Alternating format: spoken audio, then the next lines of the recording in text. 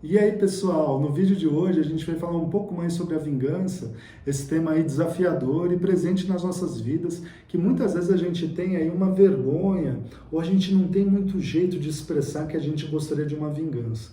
Então a gente aí é bombardeado, né, pela nossa ideologia de religiosidade, pela nossa própria fé, que o perdão é algo muito mais nobre do que esse desejo de vingança. E de fato, independente da religião e da fé de cada um, se a gente for analisar em nós mesmos, o desejo de vingança é muito amargo, né? A gente fica se ressentindo, a gente fica cultivando mágoas, a gente deixa de se movimentar, de caminhar para frente, a gente fica aí rememorando muitas vezes a situação que a gente possa ter passado, a injustiça, a traição que a gente sofreu, e a gente fica alimentando e realimentando a mágoa. E a gente acaba muitas vezes numa situação que o tempo inteiro a gente se sente ameaçado, a gente se sente descrente do mundo, descrente do outro. Então, como que a gente poderia lidar com esse desejo de vingança que brota em nós? A gente sabe que o perdão é algo muito mais nobre, realmente. Alivia a gente. E aqui no canal tem outros vídeos que falam do perdão, né? De como a gente recebe o pedido de desculpas e como que a gente perdoa o outro. E como a gente pede desculpas também para outra pessoa, para o próximo, né? Então, será que quando a gente pede desculpas, a gente quer aliviar o outro ou aliviar o nosso ressentimento? Quando a gente recebe um pedido de desculpa, será que a gente está realmente perdoando a outra pessoa? Mas isso é um outro tema que você encontra aqui nos vídeos do canal. Hoje, a gente vai falar de uma forma, aí, uma saída que a gente pode tentar ajudar a curar esse desejo de vingança que pode estar nos corroendo, né? Lembrando sempre que o sofrimento, ele é muito íntimo e subjetivo de cada um.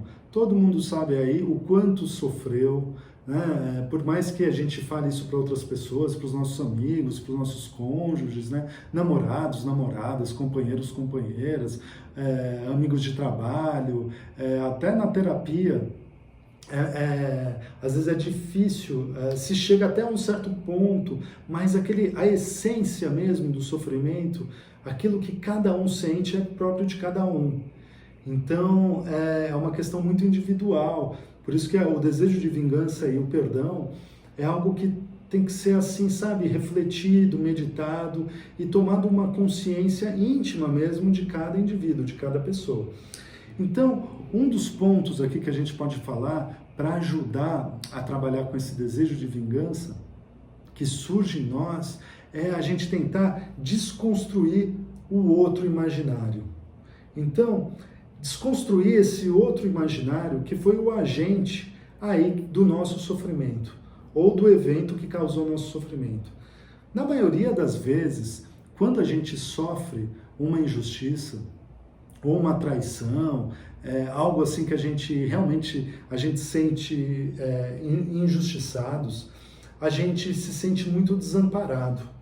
Então, a gente se sente numa situação realmente de vítima, né? A gente percebe que o outro ou a outra está seguindo a vida dela, enquanto nós perdemos aquilo que a gente tinha. E perdemos de uma forma e num momento que a gente nem imaginava. Então, por isso que muitas vezes a gente nem tem uma reação no momento. A gente depois fica pensando, caramba, como eu não falei nada naquele momento? É claro, porque você foi pego ou pega ali num momento que você nem esperava isso. Mas você nem tinha expectativa que isso acontecesse.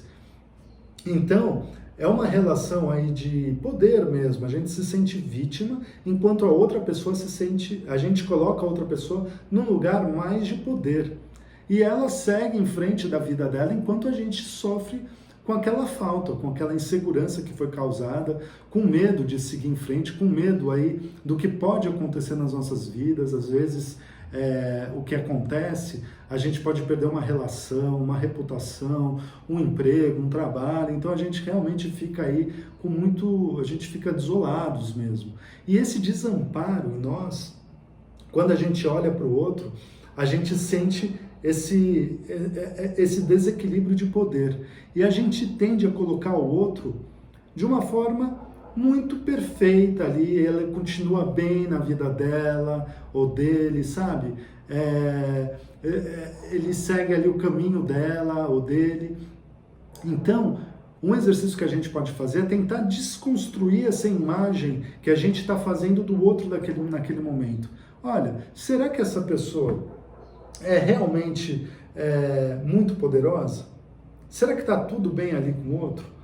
Porque nesse momento que a gente coloca que o outro tem esse poder, tem essa segurança, qual que é o instinto que bate em nós? É um instinto primitivo mesmo da gente querer atacar.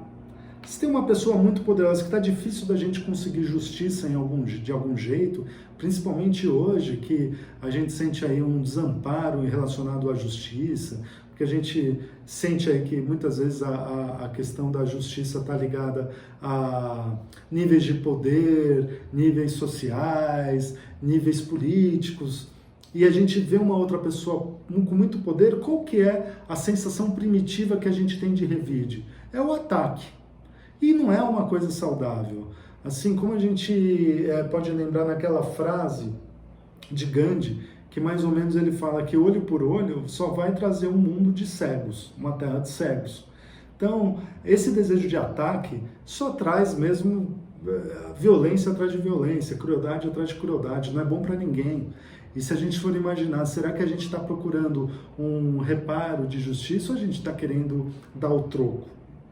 Então, quando a gente faz esse exercício, a gente pode fazer um exercício aí de reflexão mental mesmo, uma análise de nós mesmos, e a gente pode levar isso para a própria meditação, né? A gente desconstruir essa imagem que a gente tem do outro, essa imagem que o outro é tão poderoso, que a gente e o contraponto também, que a gente é tão vítima, que a gente é tão desamparado, que a gente é tão...